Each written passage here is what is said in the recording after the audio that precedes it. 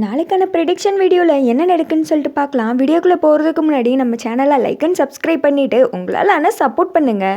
First சீனில் வந்துட்டு கார்த்தியத்தை காமிச்சிட்ருக்காங்க.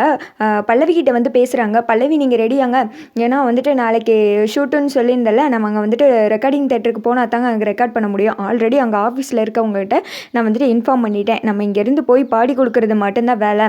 நான் வந்துட்டு டியூன் கம்போஸ் பண்ணுறவங்ககிட்ட வேறு ஒரு டியூனை வந்துட்டு ரெடி பண்ண சொல்லியிருக்கேன். எனக்கு இதில் கொஞ்சம் வந்துட்டு பிடிக்காத மாதிரி இருக்குது. ஒரு டைம் நீங்களும் வந்துட்டு கேட்டு செக் பண்ணி பாருங்கள். அதில் ஏதாவது சேஞ்ச் பண்ணணும்னா நீங்கள் சொல்லுங்கள். அதுக்கடுத்து நம்ம உடனே அதுக்கான வேலையை பார்த்துக்கலாம் அப்படின்னு சொல்லிடுறாங்க. சரின்னு சொல்லிட்டு பல்லவி யோசனை பண்ணிக்கே நின்றுட்டுருக்காங்க.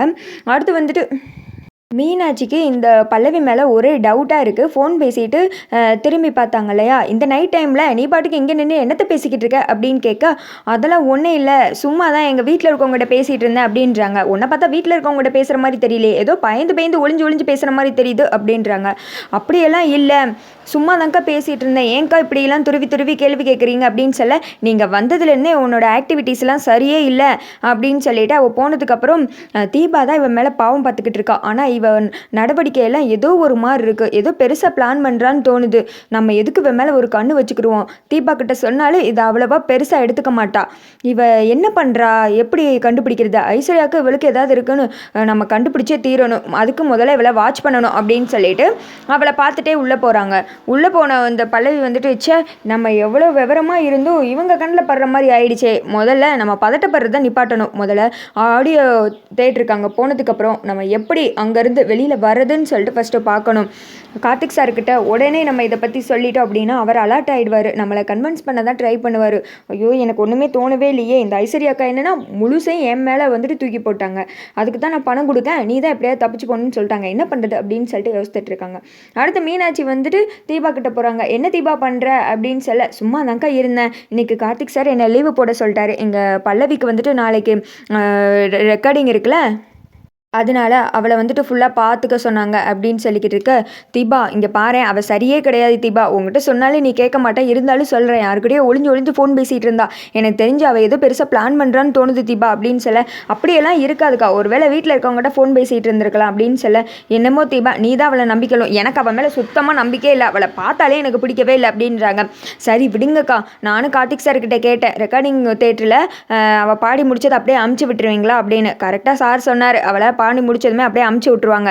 சரி விடுங்கக்கா, அடுத்து என்ன அவள் இந்த வீட்டுக்கா வரப்போறா, அதெல்லாம் இல்லை பாடி முடிச்சது அவள் பாட்டுக்கு பணத்தை வாங்கிட்டு போயிட்டே இருக்க போறா அப்படின்னு சொல்ல, தொடர்ந்து அவள் பாடி கொடுக்கணும்னு கார்த்திக் வந்துட்டு ஆசைப்பட்டு கேட்டார்னு வச்சுக்கோ, இவளால் மறுக்க முடியுமா சொல்லு. இங்கே வந்ததுலேருந்து வீட்டு வேலையிலேருந்து காஃபி போட்டு கொடுக்குறேன்னு அவளே வம்படியாக எல்லா வேலையும் செய்கிற மாதிரி எனக்கு தெரியுது, இதெல்லாம் வந்துட்டு சரியில்லை தீபா அப்படின்னு சொல்ல, சரி விடுங்கக்கா பார்த்துக்கலாம், ஒரு நாள் தானே அட்ஜஸ்ட் பண்ணிக்கலாம் அப்படின்னு சொல்ல, நீ எதுக்கு அவட்ட போய் பேசு தீபா, உன்னோட வாய்ஸுக்கு வந்துட்டு அவள் செட் ஆகிட்டாளா பழகிட்டாளான்னு கேளு, ஏன்னா கார்த்தி நாளைக்கு ரெக்கார்டிங் அப்போ வாய்ஸ் கேட்டார்னா கண்டுபிடிச்சிருவார்ல அப்படின்னு சொல்ல, ஆமாக்காச்சு அதை வேற மறந்துட்டேன், நான் போய் பேசுகிறேன் அப்படின்னு சொல்ல, நானும் வரேன் தீபா அப்படின்றாங்க. அதெல்லாம் வேணாக்கா, நான் மட்டும் போகிறேன் அப்படின்னு சொல்லிட்டு அடுத்து தீபா பல்லவியை பக்கத்தான் போகிறாங்க.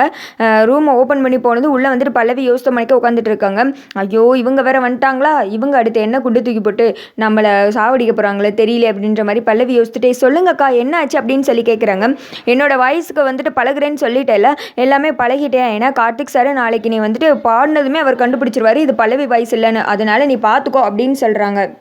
அதெல்லாம் நான் வந்துட்டு பழகிடுவேன் மேடம், இன்னும் கொஞ்சம் தான், உங்கள் சாங்கையும் தான் நான் கேட்டு பார்த்துட்டே இருக்கேன், எனக்கு அதெல்லாம் செட் ஆயிரும் மேடம் அப்படின்னு சொல்ல, சரி நான் சொன்னது ஞாபகம் இருக்கட்டும், வந்த வேலையை முடிச்சு கொடுத்துட்டு போயிட்டே இருக்கும், நாளைக்கு பாடி முடிச்சதும் இந்த இடத்த விட்டு காலி பண்ணிக்கிட்டே இருக்கணும், வீட்டில் இருக்கவங்க என்ன ஏதுன்னு கேட்டாங்கன்னா அதெல்லாம் நீ எதுவுமே பேசிக்க வேணாம், கார்த்திக் சார் பேசிக்கிடுவார் அப்படின்னு சொல்ல, சரிங்க மேடம் நான் பாடி கொடுக்க தான் வந்தேன், பாடி கொடுத்துட்டு நான் பாட்டுக்கு போயிட்டே இருப்பேன் அப்படின்றாங்க. இங்கே பாரு, கார்த்திக் சாருக்கு சந்தேகம் வராத மாதிரி நடந்துக்கிறது உன்னோட கையில் தான் இருக்குது, அவர் வந்துட்டு பல்லவி வாய்ஸ் அவருக்கு நல்லாவே தெரியும், அதனால ரொம்ப நேரம்லாம் ஆகாது, நீ பாட ஆரம்பிச்சதுமே இது பல்லவியோட குரல் இல்லை அப்படின்னு சொல்லிட்டு கண்டுபிடிச்சிருவாரு, அவருக்கு சந்தேகம் வராத மாதிரி நாளைக்கு பாடி கொடுத்துரு அப்படின்னு சொல்றாங்க.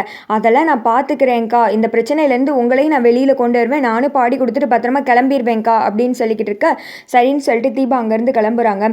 இவ வேற இருக்கிற கடுப்பு தெரியாமல் வந்துக்கிட்டு பாடி கொடு அது இதுன்னுக்கிட்டு இருக்கா, இப்போ என்ன பண்ணி அங்கே ரெக்கார்டிங் தேட்டர்லேருந்து வெளியில் போகிறோன்னு தெரியவே இல்லையே அப்படின்னு சொல்லிட்டு முடிச்சுக்கிட்டு இருக்காங்க.